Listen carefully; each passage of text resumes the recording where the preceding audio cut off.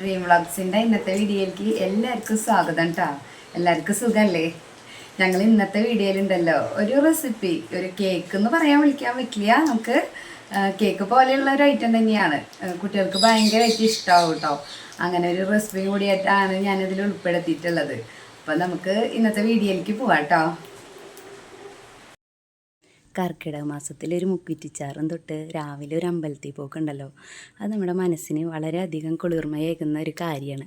അപ്പം ഞാൻ രാവിലെ എണീറ്റിട്ട് നമ്മുടെ ചെടികളുടെ ഇടയിൽ ഒക്കെ നടന്ന് നോക്കിയിട്ടോ, ഒരു മുക്കുറ്റിയുടെ തൈയും ചെടി കിട്ടാൻ വേണ്ടിയിട്ട് കുറേ നോക്കി, യാതൊരു രക്ഷയുണ്ടായില്ല.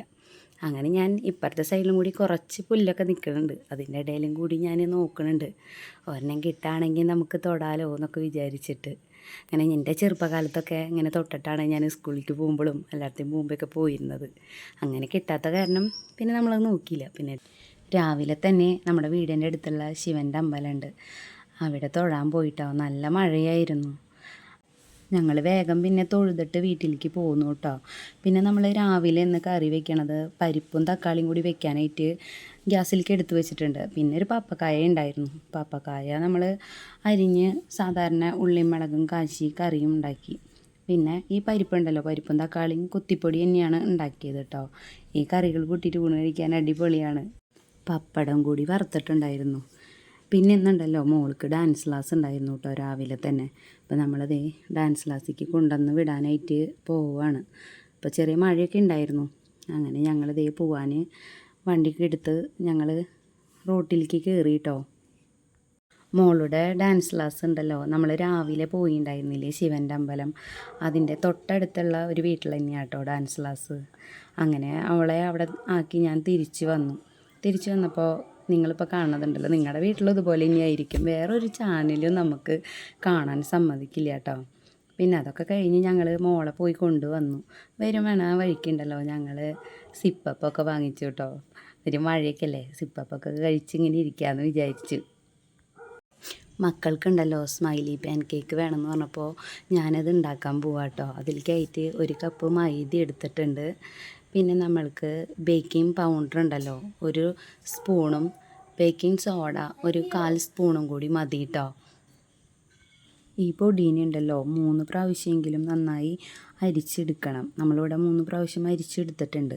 അതിന് ശേഷം നിങ്ങൾക്ക് വല്ല സ്പൂണോ എന്തെങ്കിലും വെച്ചിട്ട് നന്നായി മിക്സാക്കി എടുക്കാം കേട്ടോ. അതിന് ശേഷം നമ്മൾ ഇനി കോഴിമുട്ട നന്നായിട്ട് ബീറ്റ് ചെയ്തെടുക്കണം. കോഴിമുട്ട ബീറ്റ് ചെയ്യാനായിട്ട് ഞാനിവിടെ ബീറ്റർ ഉപയോഗിച്ചിട്ടുണ്ട്. നിങ്ങൾക്ക് വേണമെന്നുണ്ടെങ്കിൽ വല്ല സ്പൂണോ അല്ലെങ്കിൽ മിക്സിയിൽ അടിച്ചാലും മതി കേട്ടോ. നമ്മളിപ്പോൾ 2 കോഴിമുട്ടയാണ് എടുത്തിട്ടുള്ളത്. അതിലേക്ക് ഒരു സ്പൂണ് വാനില എസൻസും ചേർത്ത് ഒരു പിഞ്ച് ഉപ്പും ചേർക്കണം. നമ്മൾ 1/2 കപ്പ് പഞ്ചസാര ചേർത്തിട്ടുണ്ട്. മധുരത്തിരി നിന്നോട്ടെ, കുട്ടികൾക്കുള്ളതല്ലേ വിചാരിച്ചിട്ട്. പിന്നെ അതിനെ ഞാൻ നന്നായിട്ട് ബീറ്റാക്കി എടുക്കുന്നുണ്ട് കേട്ടോ. ബീറ്റാക്കാന്ന് വെച്ച് കഴിഞ്ഞാൽ നന്നായി പതഞ്ഞോട്ടെ. ഇപ്പോൾ നിങ്ങൾക്കിപ്പോൾ മിക്സിയിലാണെന്നുണ്ടെങ്കിൽ കുഴപ്പമൊന്നുമില്ല, ജസ്റ്റ് ഒന്ന് അടിച്ചെടുത്താലും മതി കേട്ടോ. നന്നായി ബീറ്റായതിന് ശേഷം നമ്മൾ ഇതിലേക്ക് സൺഫ്ലവർ ഓയിലാണ് കേട്ടോ ഉപയോഗിച്ചിട്ടുള്ളത്. പിന്നെ നമ്മളതിനെ നന്നായി ഒന്ന് മിക്സാക്കി എടുത്തിട്ട് കുറച്ച് പൊടി ചേർത്തിട്ട് ഇളക്കിയെടുക്കണം. പിന്നെ ഞാൻ അതിലേക്ക് കുറച്ച് പാലും കൂടി ചേർത്തിട്ടുണ്ട്. ഒരുപാട് ബാറ്റർ ലൂസായി പോകും വേണ്ട കേട്ടോ. ഇനി നമ്മളതിനെ 2 പാത്രത്തിലേക്ക് പകർത്തി വെച്ചിട്ടുണ്ട്. 2 കളറായിട്ടുള്ള പാൻ കേക്ക് ചെയ്യാനാണ്. അപ്പോൾ അതിലേക്ക് ഒരെണ്ണം ഒരു റെഡ് കളറും ഒരെണ്ണം യെല്ലോ കളറും ഉപയോഗിച്ചിട്ടുണ്ട്. യെല്ലോ കളർ ഉപയോഗിച്ചതിലേക്ക് ഞാൻ കുറച്ച് പൈനാപ്പിൾ എസൻസും റെഡ് കളർ ഉപയോഗിച്ചതിലേക്ക് കുറച്ച് സ്ട്രോബെറിയുടെ എസൻസും ചേർത്തിട്ടുണ്ട്. ഞാനിവിടെ ദോശപാത്രത്തിൽ ചുട്ടെടുക്കാമെന്ന് വിചാരിച്ചത്. അപ്പോൾ പക്ഷെ നമ്മുടെ പാത്രത്തിന് ചെറിയ കേടുള്ള കാരണം അടി പിടിക്കും. അത് കാരണം ഞാനിപ്പോൾ തൽക്കാലം ഓവനിലാണ് ബേക്ക് ചെയ്തെടുത്തിട്ടുള്ളത് കേട്ടോ. നിങ്ങളിപ്പോൾ നിങ്ങളുടെ കയ്യിൽ നോൺ സ്റ്റിക്കിൻ്റെ ഏതെങ്കിലും പാത്രം ഉണ്ടെങ്കിൽ അതിലായാലും ചെയ്യാം. പിന്നെ നമ്മൾ കട്ടർ ഉണ്ടാകില്ല, അപ്പോൾ ഞാനതിന് ചെറിയൊരു പ്ലാസ്റ്റിക്കിൻ്റെ മൂടി വെച്ചിട്ട് കട്ട് ചെയ്തെടുത്തു. പിന്നെ നമുക്ക് ബട്ടർ ഉണ്ടല്ലോ, ബട്ടർ എടുത്തിട്ട് ബട്ടർ തണവ് പോകാനായിട്ട് കുറച്ച് നേരം പുറത്ത് വെച്ചിട്ടുണ്ടായിരുന്നു. അതിലേക്ക് കുറച്ച് പഞ്ചസാരയും വാനില എസൻസും ചേർത്ത് നന്നായി ബീറ്റ് ചെയ്തെടുത്തു കേട്ടോ. നിങ്ങൾക്ക് ഞാൻ പറഞ്ഞില്ലേ സ്പൂൺ വെച്ചിട്ടായാലും ചെയ്തെടുക്കാം. എന്നിട്ട് നമ്മൾ അതിൻ്റെ ഓരോന്നിൻ്റെയും ഇടയിലേക്ക് ഫില്ലിംഗ് ആയിട്ട് അത് കൊടുത്ത് ഇങ്ങനെ എല്ലാതും ഒരുമിച്ചാക്കി വെച്ചിട്ട് വെക്കുന്നുണ്ട് കേട്ടോ.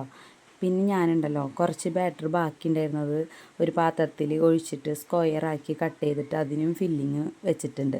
പിന്നെ നമുക്ക് ചോക്ലേറ്റ് ഉണ്ടല്ലോ മെൽറ്റ് ചെയ്തെടുക്കണേലേക്കുണ്ടല്ലോ തണുത്ത പാൽ ഒഴിച്ചപ്പോൾ അത് ചോക്ലേറ്റ് ഒന്ന് പിരിഞ്ഞ പോലെയും. അപ്പോൾ നമുക്ക് ചോക്ലേറ്റിനെ ഇങ്ങനെ ബോൾസ് പോലെയും ഒക്കെ ഒന്ന് ഷേപ്പാക്കി ഉരുട്ടാനുള്ള പോലെ കിട്ടും കേട്ടോ. അങ്ങനെ നമ്മൾ എല്ലാ ഇതിനും സ്മൈലി ആക്കി വെച്ച് കൊടുത്തിട്ടുണ്ട്. പിന്നെ നമ്മളിത് മക്കൾക്ക് കഴിക്കാൻ കൊടുക്കുന്നുണ്ട്. അവർ കഴിച്ചിട്ട് നല്ലതാണെന്ന് പറയുകയും ചെയ്തു കേട്ടോ.